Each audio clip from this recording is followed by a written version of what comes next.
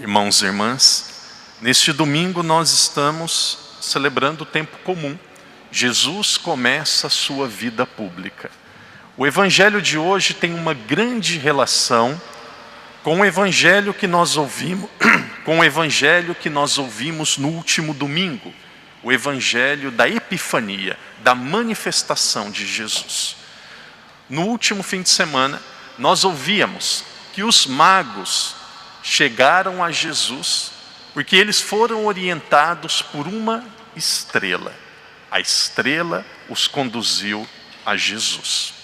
No evangelho de hoje nós encontramos alguns discípulos, algumas pessoas que chegaram a Jesus através de João Batista. João Batista disse: não eu, ele é o Cordeiro de Deus, ele é o enviado.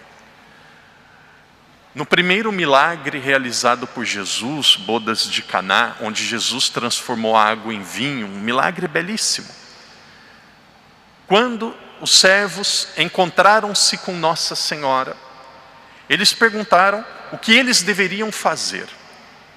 E Nossa Senhora disse: faça tudo aquilo que Ele vos disser. Só abrindo um parênteses, estas são as últimas palavras de Nossa Senhora na Bíblia. As últimas palavras de Nossa Senhora acontecem quando ela aponta a multidão para Jesus e disse: vocês devem ouvir a Ele. Depois Nossa Senhora não aparece mais. Por que ela não aparece? Porque quando começa a vida pública de Jesus, quem deve aparecer é o Filho. Quem deve aparecer é o Senhor. Nossa Senhora apareceu antes da vida dele, antes da vinda ou da vida pública de Jesus. Então aqui nós temos três sinais, nós temos três instrumentos. Primeiro nós temos a estrela conduziu até Jesus. João Batista conduziu até Jesus, ele é o Cordeiro de Deus. Nós temos Nossa Senhora que diz: faça tudo o que Ele vos disser. Nossa Senhora conduziu a Jesus. Agora, esta é a missão de cada um de nós. É isso que Deus espera dos católicos, é isso que Deus espera das pessoas que participam da missa. Que nós conduzamos, levemos as pessoas a Deus. O padre vai dar alguns testemunhos, dizer algumas formas que nós temos de conduzir pessoas a Deus. Possivelmente muitos vão dizer assim: padre, eu não sei como ser este instrumento, como a estrela, como João Batista, como Nossa Senhora, como que eu posso fazer isso? Aconteceu, não faz muito tempo, que uma criança, mais ou menos 7 anos de idade, começou a ter muito pesadelo. Essa criança não dormia bem à noite, começou a ter muito pesadelo, e os pais, naturalmente, começaram a ficar com muito desespero, começaram a ficar desesperados, não sabiam o que fazer. E esta criança partilhou com um amigo da escola: eu não durmo à noite. Possivelmente o resultado no colégio já não ia tão bem, possivelmente se tornou uma pessoa mais, talvez, de dificuldade social. E aí partilhou com um colega da classe, também possivelmente, talvez 7, 8, bem novo: eu não durmo bem. E este colega da escola disse assim: você não dorme bem porque você não conhece Jesus. Se você conhecer Jesus, Jesus vai te curar. Você precisa ir à catequese. E essa criança começou a vir à catequese. Nunca mais teve pesadelo, ajuda na missa e vai ser batizada. Por que isso tudo aconteceu? Porque alguém foi sinal de Deus.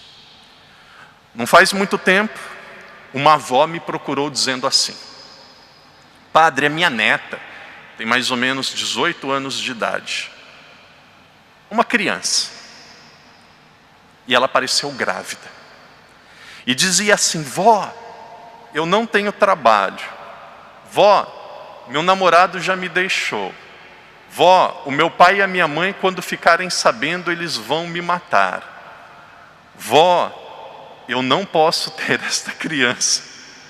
Vó, eu tenho um futuro todo pela frente, agora não é hora de ter um filho. Vó, a senhora me entende? E a avó disse: sim, eu te entendo. E ela perguntou: vó, o que eu devo fazer?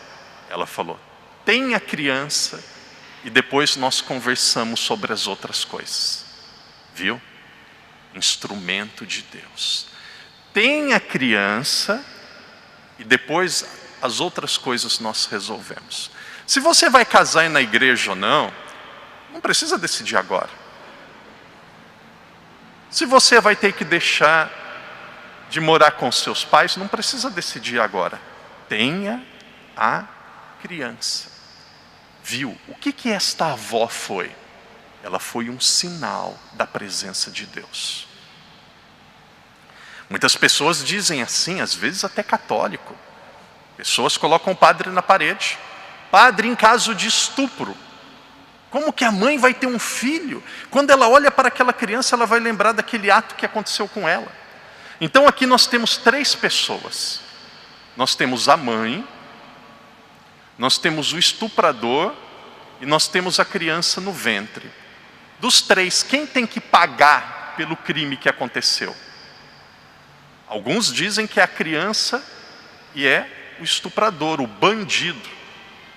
A igreja diz que é só o bandido que deve pagar, que é só o marginal que deve pagar, e deve pagar muitos anos, deve pagar mesmo. Ele deve pagar, e a igreja, ela defende a prisão de criminosos por 2 motivos. Primeiro, porque é uma caridade com a sociedade, e é uma caridade com a pessoa. É uma forma que a pessoa tem de acordar, de mudar o comportamento e de não se perder para sempre.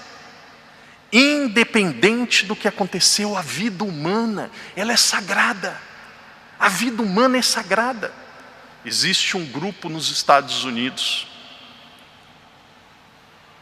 de pessoas que se reúnem mensamente, que são filhos de mães violentadas. Imagina. E esse grupo sempre eles riem e disse, graças a Deus a nossa mãe, ela teve a coragem de ir contra a lógica humana e nos teve. Por isso que nós estamos aqui. Queridos irmãos e irmãs, católico tem que ter cabeça de católico. Alguns dias atrás, outro exemplo, uma pessoa me procurou e enviou um vídeo do Brasil. Algumas autoridades no país, saudando as pessoas que estavam participando da reunião, saudava as pessoas da seguinte forma: boa noite a todos, todas e todes. Não é piada, é verdade. Boa noite a todos, todas e todes. E aí alguns dizem, nós precisamos criar um pronome neutro para aqueles que não se identificam como homem nem como mulher. Então nós criamos um pronome neutro. Nós não somos, dizem estas pessoas, nós não somos aquilo que nós nascemos. Nós somos aquilo que nós nos identificamos. Segundo essa teoria, um homem, de repente ele coloca uma roupa de mulher, ele se identifica como uma mulher e ele pode entrar num banheiro feminino. Não, nós que somos católicos, nós aprendemos com a Sagrada Escritura. E se alguém quiser condenar e julgar, que condene e julgue Jesus e julgue a Deus. Porque a Sagrada Escritura diz, Deus criou o homem e a mulher. O homem e a mulher deixarão a sua casa e os 2 serão uma só carne. Queridos irmãos e irmãs, o que o padre está dizendo? Que nós precisamos ser como a estrela. Que nós precisamos ser como João Batista, que nós precisamos ser como Nossa Senhora. Existe um grande mal à sociedade, o Papa Bento XVI falava muito sobre isso, chamado relativismo religioso. O relativismo religioso é como se o ser humano decide o que é verdade. O ser humano decide o que é correto. Irmãos e irmãs, a verdade não é decidida por nós, a verdade é dada por Deus. E quando nós seguimos os ensinamentos de Deus e seguimos a verdade, nós temos paz e alegria. Que alegria nós podemos dizer, eu sou católico. Eu participo de uma instituição que tem 2000 anos, 1 bilhão de irmãos e irmãs, membros ao redor do mundo. Queridos irmãos e irmãs, que Jesus nos ajude, como essa criança da catequese, como essa avó, como estas pessoas que foram instrumentos de Deus na vida de outros. Quando você pisar no seu trabalho durante a semana, quando você chegar na sua casa, lembre, você é missionário. Você pode fazer muito. A humanidade tem sede de Deus. Muitas vezes a humanidade não sabe que ela tem sede de Deus, então ela fica querendo se preencher com coisas externas. E o coração do ser humano, quando ele é preenchido com coisas externas, ele continua vazio. Quanto mais o nosso coração está vazio, mais nós precisamos acumular, mais nós precisamos possuir. E na verdade o que satisfaz, o que preenche o coração do ser humano é Deus. O evangelho de hoje, ele continua dizendo, são palavras que mostram a ação do Espírito Santo. Existem 2 verbos aqui para mostrar o que aconteceu com o Espírito Santo. O Espírito Santo que nós recebemos no batismo. O Espírito Santo desceu e permaneceu com os discípulos. E permaneceu com Jesus. Cada um de nós, quando nós formos receber a comunhão, cada um de nós, quando nós voltarmos para a nossa missão, vamos lembrar a cada um de nós. O Espírito Santo desceu e ele permanece dentro de cada um de nós.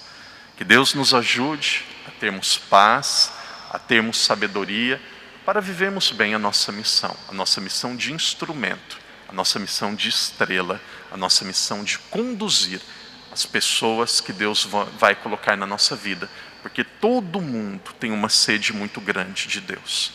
A maior caridade que nós podemos fazer a alguém é conduzir a pessoa a Deus, porque Deus é a fonte que sacia plenamente o coração humano. Naturalmente, caridade material é extremamente necessária, e quanto mais nós amamos, mais conhecemos a Deus, porque Deus é amor.